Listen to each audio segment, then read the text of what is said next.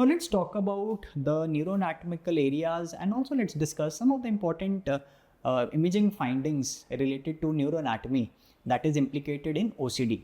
So several brain areas, they have been implicated in development of OCD, such as the anterior cingulate, orbitofrontal cortex, and even the striatum, including caudate, putamen. These are also implicated, and also thalamus. Thalamus also has been found to have a role in OCD along with certain other areas of the brain. Now in CT and MRI findings, it is found that patients with OCD may have bilateral smaller chordates. So again, even brain imaging is also suggesting us certain brain areas which are involved in OCD. When we talk about the neuroanatomy, one of the very important circuits which you should know, again you will see in the etiology, nowadays a lot of biological factors are being discussed, and this is one of the circuits which is being talked about in the etiology, that is the CSTC circuit. What is the CSTC? That is cortico-striatal thalamic cortical circuit. So this circuit starts from the cortex, goes to the striatum, to the thalamus, and then again come back to the cortex. So this circuitry, it has been hypothesized that it is implicated in development of OCD.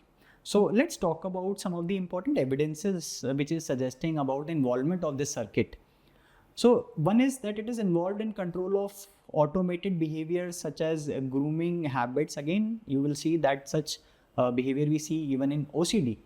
Then some of the other evidences come from Neuro Imaging. Now in Neuro Imaging, it is found that the gray matter volumetric changes are seen in some of these areas in patients with OCD.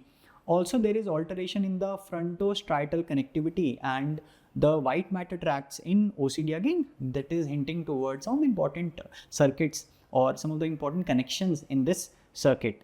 And also it is found in functional imaging that there is increased activity of orbitofrontal cortex, of the anterior cingulate cortex, or the caudate nucleus at rest, and even when the person is exposed to a feared stimulus. So there is an increased activity in these important areas which are also related with this circuit.